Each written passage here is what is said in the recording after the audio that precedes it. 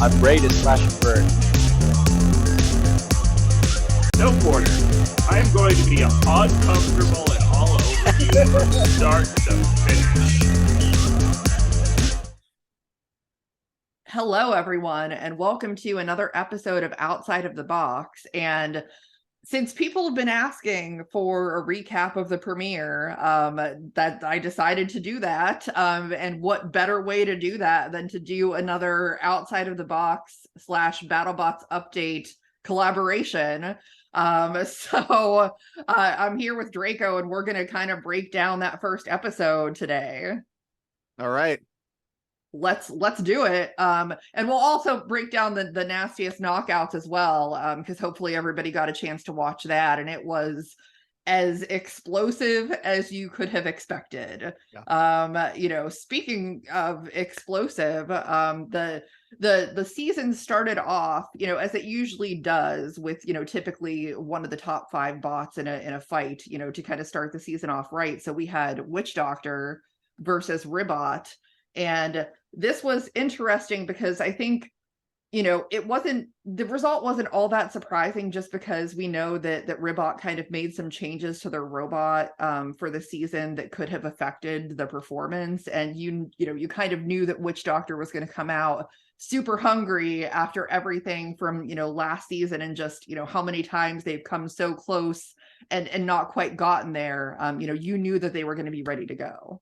Yeah, they specifically said, Andre and Mike before the fight, that they normally run their weapon at 200 miles an hour, but they increased it this season to 250 just for some added oomph, because they've got 2 second place finishes in the main season, and then last year's Golden Bolt tournament, they had a second place finish. That's 3 runner-up finishes.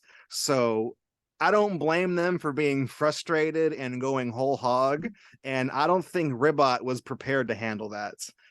Even though Ribot was the number 2 seed last year, so we have a number 2 seed and then the second place robot. So we got 2 number 2s here, and I just think I don't think Ribot was ready for a newly revamped Witch Doctor coming out, all cylinders running. Yeah, as much as I love Ribot, it was definitely a frog dissection. There were definitely parts all over the battle box after that fight. So good on Witch Doctor. And I just have to throw in there, because I know that Andrea's posted about this, but I love the updates with the hat and the eyeball. That's just, it's one of the coolest things to me. Yeah, that's pretty cool hat. It looks weird on camera because the refresh rate of the camera, the eyes sometimes is like choppy, but I love the hat. I love the hat. Yes. It was definitely a great match to start off the season. And going from that. So it's interesting because I don't think that, I love Quantum, but I think there's probably a lot of people that underestimate what that robot can do, because traditionally crushers aren't known to be, necessarily the most effective, but Quantum has a lot of bite power. And what was it, 35,000 pounds, which is like 17 and a half tons. Right. That's the weight of 3 fully grown African elephants. Just imagine that 3 elephants bearing down on you as it bites. That's what's happening. Yes. And Captain Shredderator just happens to be cookie shaped. And it has plastic on top. So, it was one of those things where, as long as Quantum could be speedy and get to them before they could spin up, you knew what was going to happen there. And that's kind of what did, like the whole time I was just like, thinking Cookie Monster and like, Quantum, go get the cookie, take another bite of the cookie. And they kept doing it. C is for cookie, but also for Captain Shredderator. It is for Captain Shredderator, exactly. And it was so exciting to see that. And I loved seeing Quantum come back after, a couple of seasons and have that kind of performance, because it was just a a highly entertaining match. Probably not for the Shredderator team, but No. it was entertaining to me.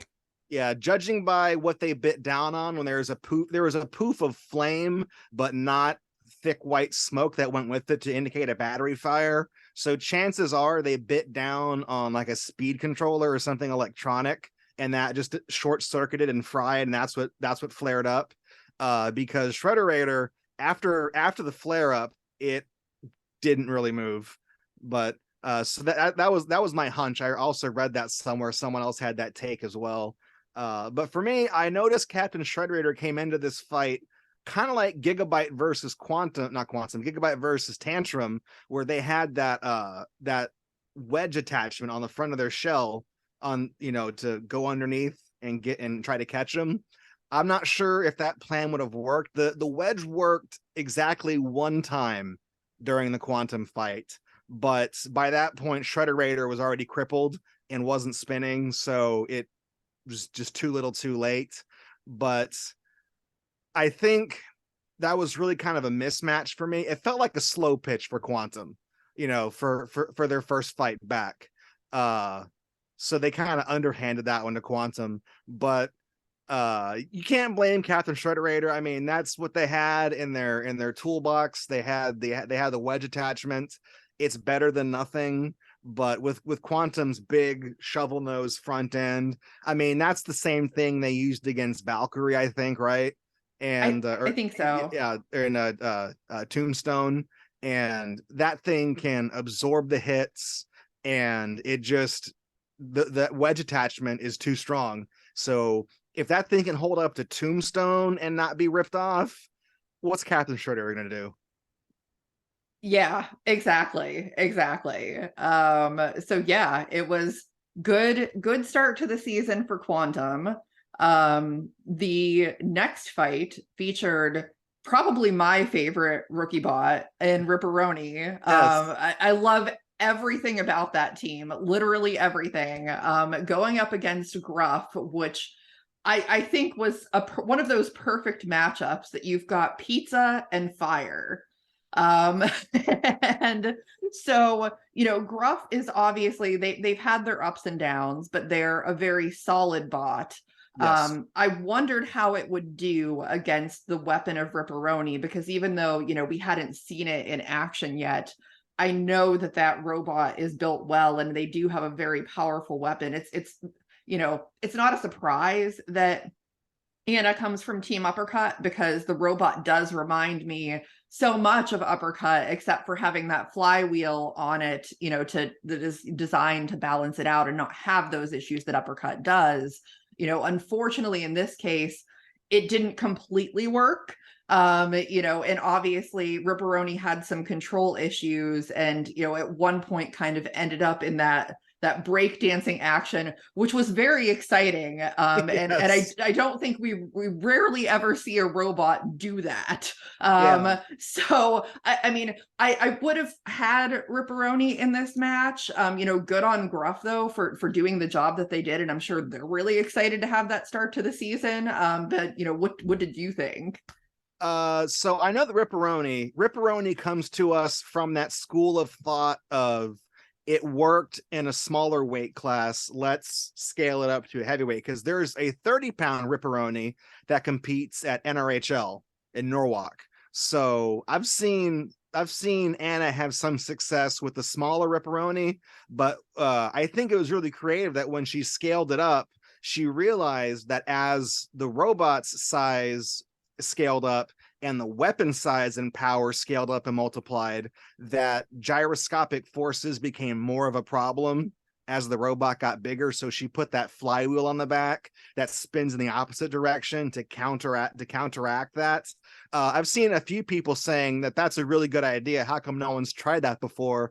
Do you guys remember Counter Revolution from season 1? That's what the backup disc was for, so that the robot could turn in place. They gave it Tombstone as its first fight, so we never got to see what it could really do. But no, someone tried that before. It's just we haven't seen it in a long time, for literally 6 seasons.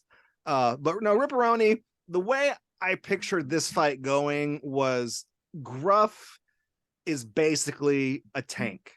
and unless you can hit it from the bottom, you're not gonna knock it out. So I kind of saw it as Ripperoni winning the fight by decision by just landing a lot of shots to Gruff that flipped it over or tossed it around or scuffed up and dinged up the sides and winning on damage points. But I think at one point in the fight, I think that backup flywheel on Ripperoni failed because the main weapon kept spinning, but as soon as the robot tried to turn, it immediately just gyroed out of control. So that was telling me that something failed with the back flywheel. I couldn't say for sure because it's enclosed in its own compartment, but that's just what it felt like to me as an armchair engineer. I think Frederick Moore had a lot of fun in that fight, the driver, because he was running around, looking through the windows, jumping up and down as the robot was spinning out of control. So at least he had a good time. And I think Gruff expertly took advantage of the situation because even though Ripperoni was out of control, it still had an active weapon and it was still a threat. And I think Gruff did a great job avoiding that weapon and using its lifting arm got kind of bent up, but it still came in and used its lifting arm to pretty good effect. Yeah. I think, obviously moving forward, I hope that they fix whatever those issues were, and don't have, kind of the season that Glitch did last year, where there were a lot of issues with being able to control the robot, despite the fact that they were still winning. But I really hope that they're able to, to correct that.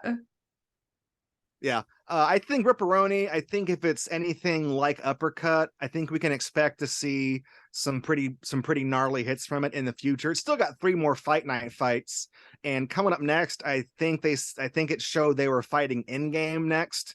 So that's going to be a tough matchup. That's the season 5 champion in game. So it's not going to be an easy battle. It's not going to be as easy as Gruff would have been.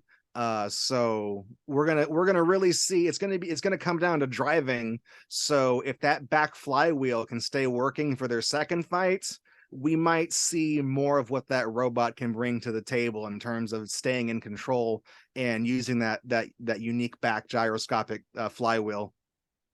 Oh, absolutely.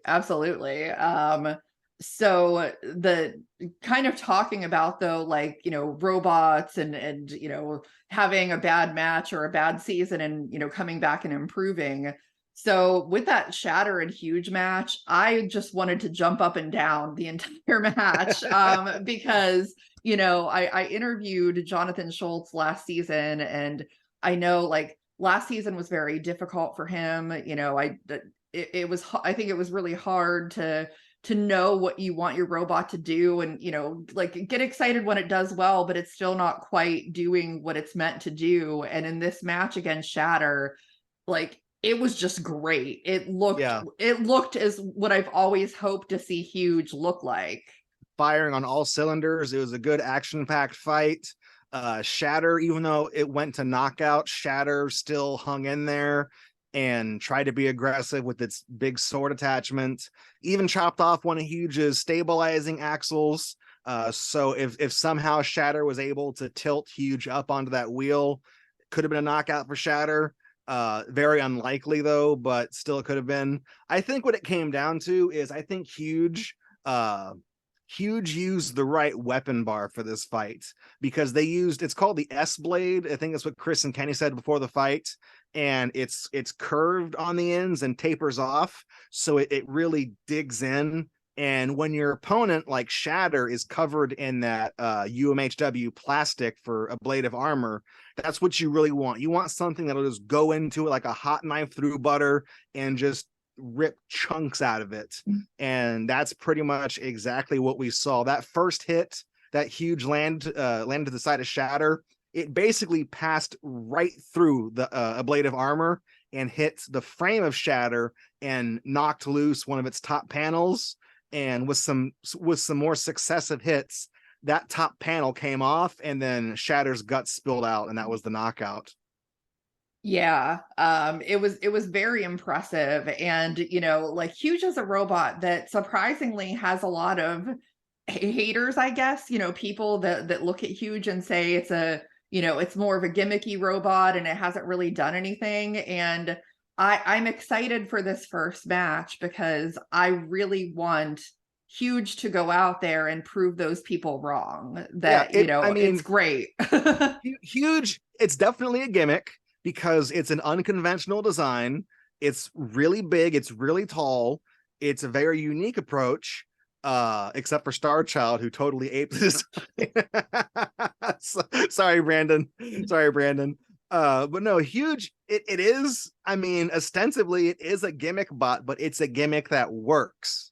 So that's what's important, is that you can have a gimmick robot. I mean, there's other robots in there, like I would consider Double Tap to be a gimmick robot with the hammers that unfurl and unfold and stuff like that. But we haven't seen Double Tap yet, so I couldn't tell you if it works or not. But having a gimmick does not instantly make a robot bad. It makes it unique. And if that uniqueness turns out to be a real boon, then it's a gimmick bot that's successful. And I think Huge has always been on the precipice of going really far in the tournaments. It almost did in its debut tournament, but it got worn down and broken by Ice Wave, and then it was never the same after that. But I think Huge, with this opening fight, really destructive, really controlled, really well driven, using its big wheels as a shield. I feel like this could be a good year for Jonathan. Yes, I would agree with that. Now, a robot that, you know, like had a good year last year, but, you know, in just the wildest way, Glitch versus Riptide. So, you know, going into watching this match, it was very interesting for me because both are obviously like good robots. You know, say what you want about Glitch, but like their weapon is just crazy. It looks dinky, but it's like 70 pounds heavy. So it's heavier than Riptide's weapon, and it's smaller. So when you have that much weight condensed into such a small mass and it spins really fast, I mean, we've seen the hits that Glitch delivered. That basically a one-hit knockout over Rotator last season. I mean, it's got firepower. It's got firepower, and it's all, I mean, it Mr. Magoo's its way through winning fights and stumbles through and manages to win because it's so erratic that you can't really come at it aggressively, because when you make a pass, that might just be the one time that Glitch swings around and catches you with that deadly spinner and then completely blows the side of your robot off. So that's one thing you got to remember about Glitch, is that it's unpredictable, which is a bad thing, but it's also a good thing. Yeah, exactly. You never know which way if that's going to work in their favor or not. And something that I found interesting about this match is because, like, when you look back last year during the Golden Bolt tournament and their fight versus Uppercut, Glitch's unique design was an advantage in that fight because Uppercut couldn't get to them the way that they wanted to. But in this fight, their design was a disadvantage because of, you know, Riptide's like size and their weapons proximity to where Glitch is. And, you know, it obviously hit them in a spot that caused them to flip over, and they ended up on the upper deck, and it was over very fast. Yeah. I think Riptide's hit did a lot more damage than we were led on to believe, because I'm like 90% on this, but last year Glitch could not drive upside down and it had no self-riding mechanism. This year, I want to say Glitch can drive upside down. I think it can. I swear Chris and Kenny said that they don't have a self-rider. Yeah, it doesn't have a self-rider, but it still can drive upside down. Okay. So I think that hit from Riptide either warped the frame or it knocked out part of the drive, because I think the wheels were still spinning on Glitch while it was upside down, but it wasn't the wheels that touched the ground. It's the back wheels that touched the ground. And I don't think those were getting enough purchase on the arena floor. So theoretically, Glitch should not have been dead after that one hit, but Riptide, even though it was a glancing blow, imparted so much force into Glitch that it completely killed its ability to drive upside down. Yeah, I'll trust what you said, because I mean, honestly, like for me, I was just like, I'm like, I kind of was speechless because I did expect a little bit more of a fight than what we got. You got a one-hit knockout. Yeah, exactly. And I did feel kind of bad because I mean the glitch team, they're like really nice and they really care, like they really care about their robot and what they're doing, and they just can't seem to quite get it together. Yeah. Kyle Miller, he seemed like a real genuine guy. I think he's a smart guy for helping design Glitch. Him and his team, I mean, they're all from Berkeley, UC, so they're not stupid. And they have a really interesting robot on their hands, but it seems like they've got so many gremlins to work out, because you guys remember last season they had to forfeit from the main tournament because they had technical gremlins they couldn't fix in time. They got it fixed for the Golden Bolt tournament because there was multiple days left in production for them to work on their robot. But in the episode, this was their opening fight of the season, this episode, and there was still drama in the pits that Glitch might not be ready and have to forfeit the fight just because they had some more electrical problems. And I'm thinking, like, what are you guys doing? Like, this is your first fight. It's not like you've had multiple fights and you're having problems with spare parts on it. Like, you should have been ready. You had months to prepare for this one fight, and you show up to BattleBots with what, an incomplete robot. What are you doing? What are you guys doing? I don't know. Maybe they're the new Hypershock, because everybody always says that was a thing, with Hypershock all the time. They just weren't prepared. So maybe they're the new Hypershock. Yeah. This time Hypershock was prepared, by the way. They had 3 Hypershock chassis in the pits that they could switch parts into. Will Bales, he learned a thing or two about timeliness over the seasons. So good on him. I don't know which episode Hypershock debuts in, but the next one. Their next one, okay. They're going to be about to watch this season. They had some interesting matches. Yes, we will certainly see about that. So the next match is a team with new drivers versus a team with a new weapon configuration, Gigabyte versus free shipping. So, normally in the past, we've always seen John Mladnick with Gigabyte, and this past season he was with Cobalt. I mean, it's still all part of the same team, but just, switching off with the robots. And then on the free shipping side, Gary Jin decided to add a vertical spinner to free shipping. Another damn vertical spinner. Still, other than that, it's still very much free shipping, lots of fire, lots of all of that good stuff. And oh my, it's good. It is. Free shipping came into this fight with its original sin wedges to scoop up and deflect Gigabyte. And you can tell Derek and Camden, the 2 new drivers at Gigabyte, you can tell they're a little bit green behind the ears still, that they haven't had a lot of stick time, because as soon as Gigabyte starts to spin up at the beginning of the fight, the force of spinning up the shell turns the inner chassis around 180 degrees, and when they drive forward, they drive straight into the wall, and it stops their shell. So rookie mistake, and free shipping takes advantage of that, gets underneath, shaves off some sparks with his new spinner, and eventually Gigabyte lands a pretty solid shot, and it actually warps one of the wedges on free shipping. It kind of bends it up, but that hit also sends Gigabyte flying into one of the corners near the upper deck, and if they couldn't get out of the blue square, there's no way they're getting out of the upper deck while spinning. So free shipping took advantage of that and destabilized them, flipped them over, and the big mast on top of Gigabyte broke again this year.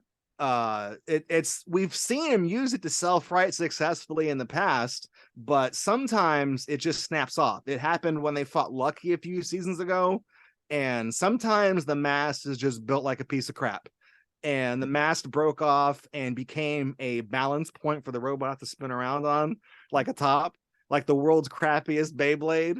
And when Gigabyte flipped over without its mast, it obviously can't get back onto its shell. And One thing I'm not sure a lot of people noticed though is that as Gigabyte was upside down and its inner chassis was spinning around inside the shell, all that G-force that the parts inside are being subjected to, it's like a centrifuge. It's pulling those parts out of place in all directions. And when Gigabyte finally dies under the pulverizer, you can see like all the power cables and wiring and parts that have been separated and pulled out from the robot into the drive system. So Gigabyte's got muscle. We've seen it land some killer shots, but it can also destroy itself pretty easily. Yeah, it can. That was one of those other matches where I'm like, it was definitely entertaining. Again, probably not so much for Gigabyte, but it was an entertaining match. And like, I'm happy for Gary because he's such a humble person. Like you can tell he's just like, he doesn't even like know, like he doesn't recognize how good of a driver he is, and like really realistically he's one of the top drivers. So oh yeah, he is. And that was a master class on having to control a spinner. These two robots, as Megabyte and Original Sin, apparently fought at Robo Games about 5 years ago. I'm not sure who came out ahead in that fight. I haven't seen the fight, but so this was kind of a rematch. So either Gary is 2-0 or he got to settle the score. So either way, it was a good fight.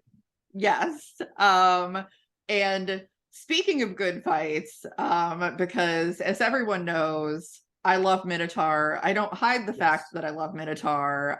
So I was super excited to see them get the main event fight in the first episode of the season. And what was really interesting for me is, something that they've never done before, now they have these banners. And so they did this banner ceremony right before the fight and unveiled Tantrum's championship banner from the previous season. And, there's a lot of factors that could have gone into the way that fight went, whether it was like the distraction of having the banner reveal before the match, or just like the fact that Tantrum has some redesign things going on that may haven't fully been tested out. But Minotaur went into beast mode. Daniel Freitas did what he does, and it was just an outstanding fight. Yes. Expert driving from Daniel. Tantrum got Minotaur flipped over early on in the fight, but if you watch seamlessly, the robot spins up on one wheel, gyros over, lands right ways up again. Minotaur is a robot that I think has potential to win the Giant Nuts. Coming into this season, I told people that, you kind of have single serving friends when you're at the BattleBots taping. You get the people that sit next to you and you kind of chat with them between fights. And all the time people are like, so who do you think's going to win? So I always told them, Witch Doctor is the team that I want to win because I love Andrea and Mike. I love their robot. They're great sports. They have a great machine. So I said Witch Doctor is who I want to win the Giant Nut, but who I think is going to win the Giant Nut is Minotaur. And with fights like this, where it's expert driving, precision shots, that's why I think Minotaur is going to win the Giant Nuts. It certainly, I would love to see that happen. We'll see how the season goes, but yeah, I was happy to see them come back from the disappointment of last season and come out with a win like that. Yeah. And plus they also redid the rules since last season so that any movement satisfies the movement criteria. So now we're not going to have another controversy like Witch Doctor versus Minotaur last season. And in fact, in order to make things fair, I think Minotaur's fourth fight night fight is Witch Doctor. It is. So they're getting that rematch with the new rules in place. So we're gonna get to see the fight that we should have seen last season. So it's gonna be pretty good. Yes, and in fact, for people that have looked at the entire schedule, there are a few rematches throughout the season. So that should be really interesting to see how all of that goes. Namely, Tantrum's second fight is Hydra.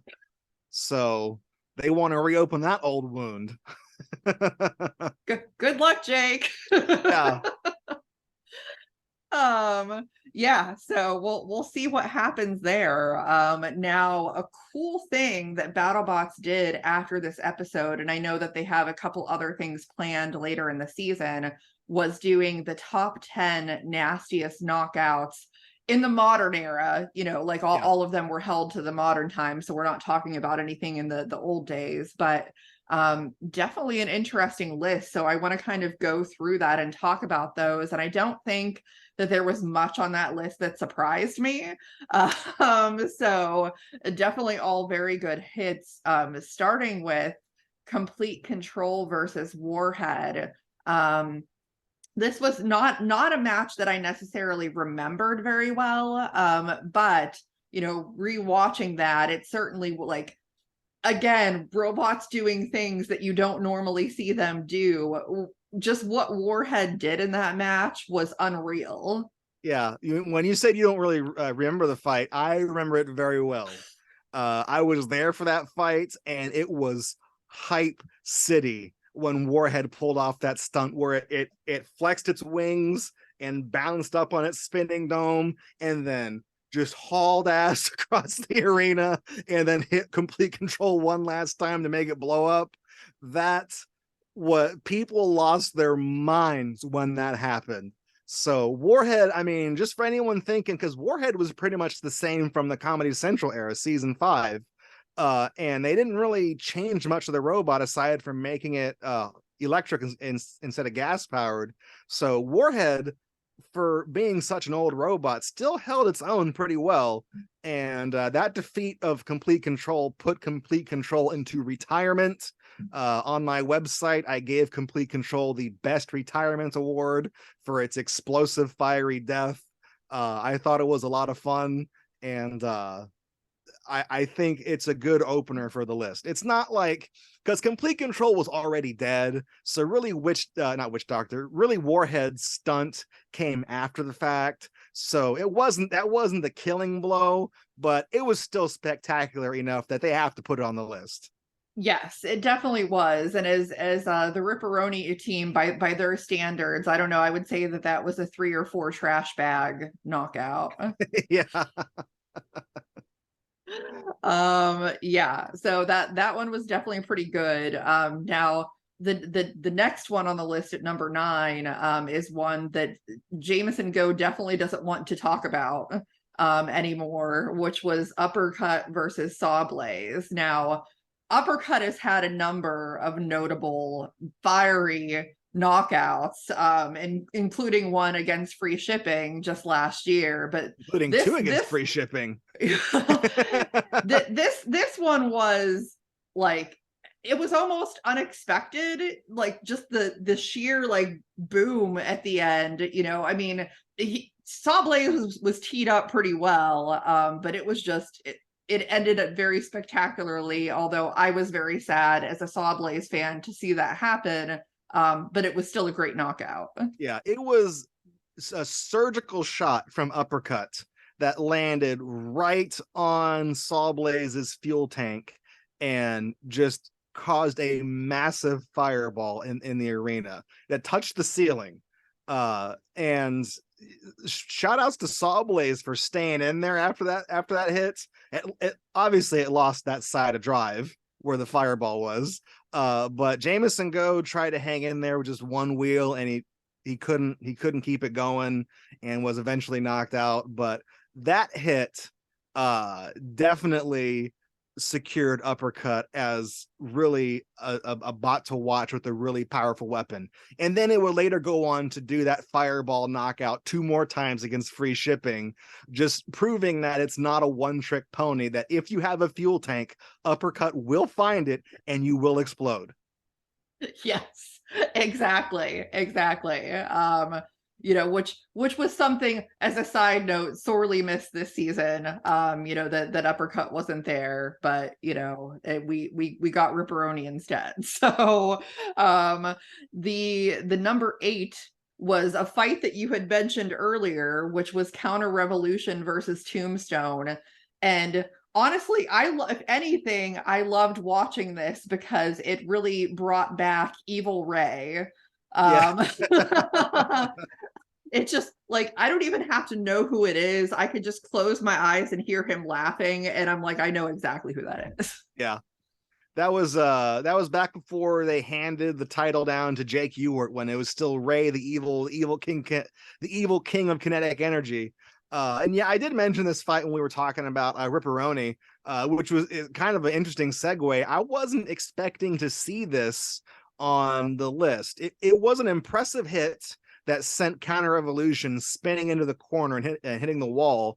But from that season, I felt like Tombstone versus Radioactive would have been a more spectacular knockout, just because of how thoroughly Tombstone disassembled that robot.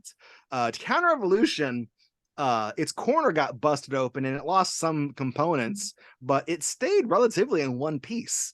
It just had a bad first draw, and then we never saw that robot again, which is pretty sad, because Counter Evolution is one of those robots that also competed in robo games where it had a little bit more success, even going so far as knocking out a Tombstone clone.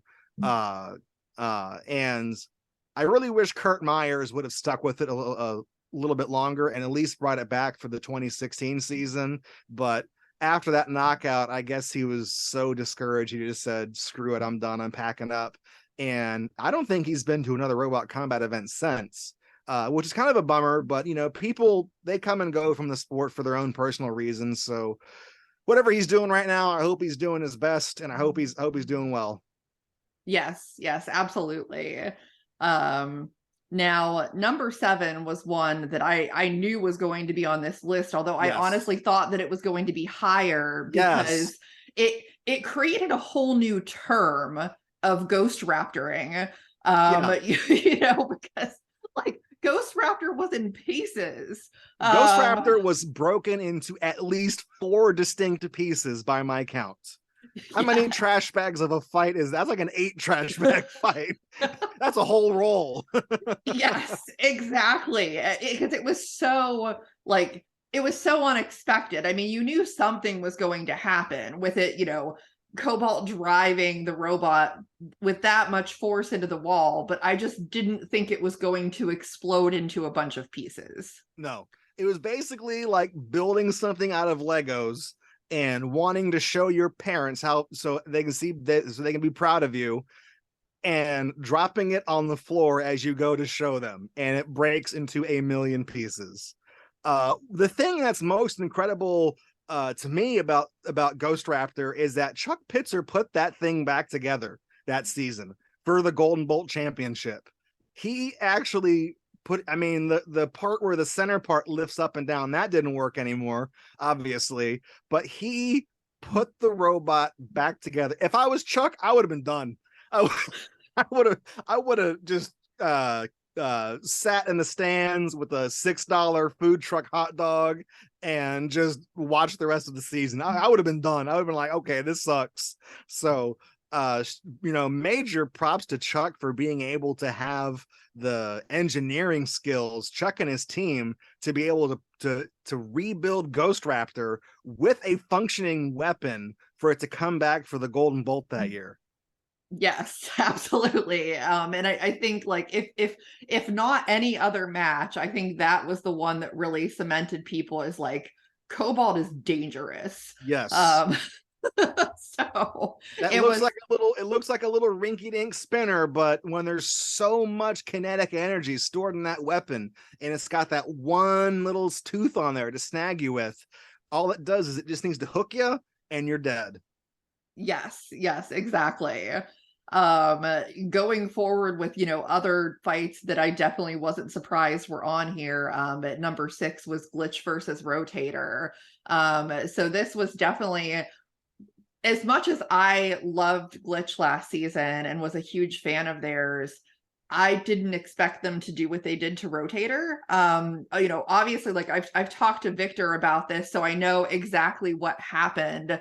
You know, and I'm sure he's never going to let it happen again. But, you know, being able to get that hit and have a very, very durable bot like Rotator just kind of explode to everyone's surprise was impressive. Yes. It was basically a one-hit knockout from Glitch, and it dislodged it was either the top or the bottom panel on Rotator, because I couldn't tell which way they were fighting that fight, up or down. And all those green sparks that came out were indicators of like motors like dying and sparking up, and the brushes or the spindles, whatever, like frying. So it was a light show of carnage, and Rotator must have been at least 10 feet in the air, came crashing down, batteries spilling out, and then Victor says a no word, they have to bleep it, which I would too. Yeah, I don't think I had any words when it happened. I was just sitting there like, what did I just watch? But like I said, it just goes to show though that, despite other issues, a really strong weapon can do a lot of damage. Yes. And so I think people still need to be careful with Glitch. Mm-hmm. Again, that's a 70-pound spinning blade. That, to put that into perspective, that's a little bit less than a third of the total weight of the robot is the weapon, not the weapon system that includes the motors and the brackets and everything. No, just the weapon, just the chunk of metal is almost a third of the robot's total weight. So imagine that spinning at ridiculous speeds. That's the type of hits it can deliver. Yes, definitely. Now number 5, obviously no surprise, as it's probably the most viral BattleBots match of all time, is Minotaur versus Blacksmith. And that was, the debut season for Minotaur, and I mean, they were just surgical that season. That fight, obviously, when they fought Bronco, like, just Daniel, like that was the season that I fell in love with Minotaur, because I'm like, my goodness, like how good is this robot and this driver? And credit to Al Kindle and Blacksmith that they hung in there, and like as they were getting disassembled the entire match, and it was just incredible. Yeah. Blacksmith, I mean, this fight has, I think, like 44 million views on YouTube. If you go to ABC's YouTube channel and sort by most popular, I think there's a Mickey video up there. There's a bunch of like soap opera videos of people like kissing in the shower and weird stupid crap. But then just sticking out of nowhere is Minotaur versus Blacksmith. It's like the third or fourth video on the list. 44 million views, and it had millions more views on Facebook when it was shared to Facebook. I can't find the video anymore, but last time I checked, it broke over 1 million views on Facebook.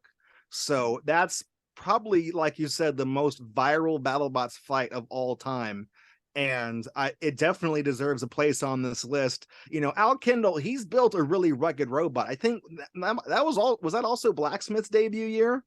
I think it might have been, because earlier that season, Blacksmith was in that 3-way fight with Basilisk and Gemini, and Blacksmith was wailing on people with its fire hammer. It smashed Basilisk's drone, smashed the top plate on Basilisk, stacked up the Gemini bots and started wailing on them both at the same time. And it smashed so much that its motor overheated, caught fire, and then Blacksmith just crept and stayed mobile until the count out, so that it went to the judges so it could win. So we saw flickers of that in this fight with Minotaur, with Blacksmith losing its plow, losing its front armor, and it hung in there until the smoke came, and then it eventually gave up the ghost. But not many robots can take that kind of punishment from Minotaur and keep working. Usually when Minotaur lands those power shots that start tearing off entire chunks of armor, you're dead. You're totally dead. But Blacksmith is just a chunk of the aggro crag, man. It is heavy duty. And props to Al for having something that's so robust. But I mean, Minotaur is just overwhelmingly powerful. Yes, it is a scary robot, that is for sure. And a good segue to other scary robots, the Ice Wave versus Huge fight, which, like, as much as I love Huge, I love this fight because it's just it's one of those surprising ones. I mean, it's one of those few times where a robot totally comes apart. And I'm sure that was like a very difficult match for Jonathan, but like it was so impressive, and I'm sure that like Mark Davis was pretty excited about the way that went. Yeah. That fight could have gone south for Mark and Ice Wave really quickly if Huge's wheels were not thick enough to withstand Ice Wave's blade. That was what killed it. But if Huge's wheels would have withstood those shots and that blade would have spun downwards and come down and cleaved into Ice Wave's engine, that would have been it for Ice Wave. So Mark was definitely respecting that weapon and trying to damage the wheels first. But really, I gotta say, I'm surprised that Ice Wave versus Vanquish didn't take this spot, where Vanquish, that was the first time Ice Wave split someone in half. But I guess because this was Huge, and Huge was having such a good breakout season, that this was the one they went with, because really watching Huge collapse apart and fold inwards was pretty funny. And that was another moment where if you were in the audience, the crowd just went crazy. Like Complete Control versus Warhead, as soon as Huge broke in half and was thrown across the arena, people just lost it. People were chanting Ice Wave. It was crazy. I bet. Yeah, that was definitely an exciting one. Now the next one on the list was as his brother Reese put it, the one that I think really blew up Jake Ewert's ego was Bronco versus Hydra. Battle of the flippers. Like, Bronco had been the eminent flipper at that point, that everybody was like, oh, this is like the best one. And of course, Jake had a lot to prove, and he definitely went in there and did that. And that was kind of like the beginning of Hydra and what it is today. Yeah. That was definitely the old guard passing the torch to the new breed of flipper in Hydra.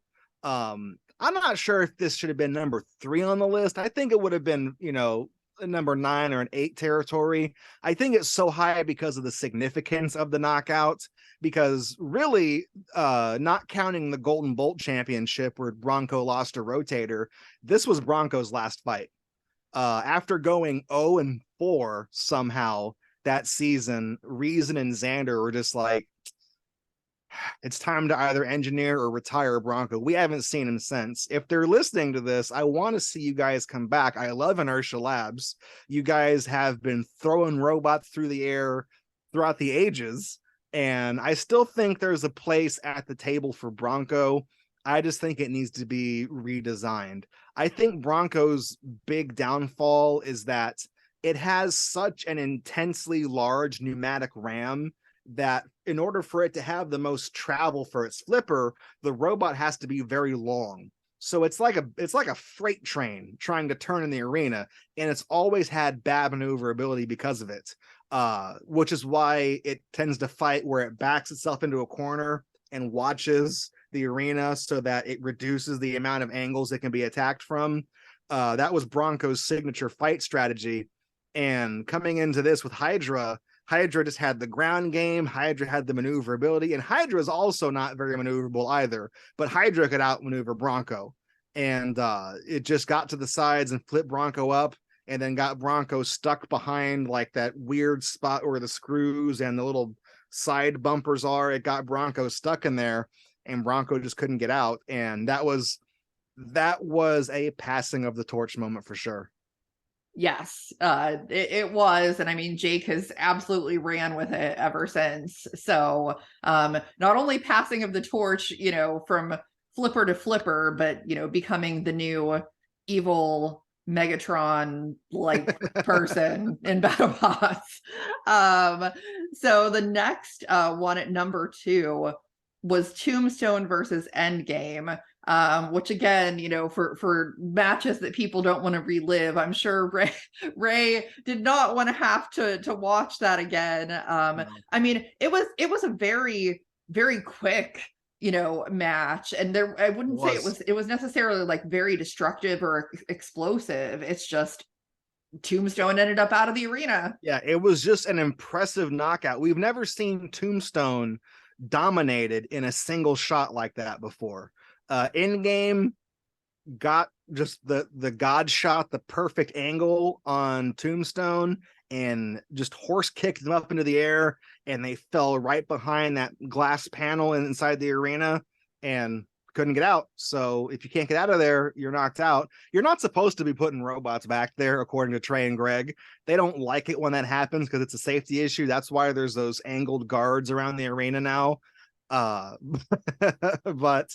no, it was an expert shot from in-game, and I think this was also in some regards kind of a passing of the torch moment as well, because everyone has been afraid of Tombstone throughout the years, but this is Tombstone losing just like that to Endgame, who was the reigning champion at the time, or was that the season that Endgame won the championship? I think that was the year that they won. Okay, so then it would have been Tombstone, because Tombstone was the 2016 season 2 champion.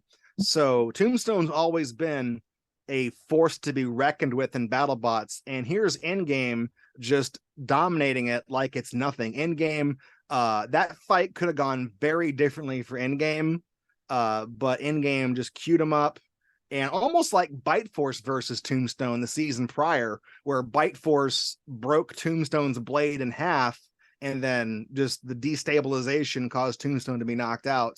Endgame is very similar to Bite Force in that regard. I've got a funny sign coming up in episode 2. Watch for me in the audience, speaking of Endgame and Bite Force. So it was really shadows of Bite Force versus Tombstone again for that fight. And it really showed that Tombstone is still a dominant robot, but there's a new breed of deadly spinner, and it's Endgame. Yes. Yeah. And I thought it was also funny because, they kind of harkened back in that episode to the fact that Jack actually called Tombstone out specifically and said that they had wanted to fight them. And that's a dangerous thing to do, because this was, when at the time that he had called Tombstone out, this was back in the Evil Ray days. So yes. you didn't want to do that back then. So it could have gone very badly. And, it was really impressive that they were able to do what they did to say, hey, I want to fight you. And boom, I knocked you out. Yeah. In game, like I said, 1 in a million shot, but when luck is on your side, that's all you need. Exactly. So the number one, I don't think is a surprise to anybody, although I would like to say I would prefer to revise that and say collectively in that Golden Bolt episode, I would like to include all of Hypershock's matches as the nastiest, because that was just an epic run that I don't know that we'll ever see duplicated. But of course, the hit versus Gigabyte was just insane. And not only was it so good, but then the resulting, expression on Will's face after that happened is one of the best BattleBots memes that we'll ever meme. Yes. That hit completely destroyed Gigabyte. We've seen Gigabyte get de-shelled in the past. Tombstone's done it back when Gigabyte had that weak inner mast, and it split and sheared and it just flew off and blew up. But Hypershock took that to the next level by knocking off the shell, regardless of how weak or strong Gigabyte's mast was, knocking off the shell, throwing Gigabyte at the upper deck, hitting that inside the arena BattleBot sign, destroying the sign, sending the mounting brackets and parts of Gigabyte's shell flying all over the place, and then Gigabyte lands upside down in the corner, and John is just completely dumbfounded. He doesn't know what to do. I wouldn't have either. It was insane. Like I said, that entire run was just insane, and that is ideally how Hypershock wants to be performing. Yes. And I'm sure how they hope to perform for this season. Well, Hypershock, see, you say that, but Hypershock goes from having good years to bad years. It swings on a pendulum. So it can. So you yeah, never really know you how never know. that's gonna You never know with go. Hypershock. So if you believe in the pendulum theory, then Hypershock is going to do bad this year. But you never know until you know. So maybe Will has been able to break that curse, and we'll have a breakout year for Hypershock again. Yes, we shall see. And also, I will add as like a closing thing, obviously not giving away spoilers, but I will say that I would guarantee there's probably at least a couple of fights this season that I expect would easily be able to make it on a Nastiest Knockout list. Yes.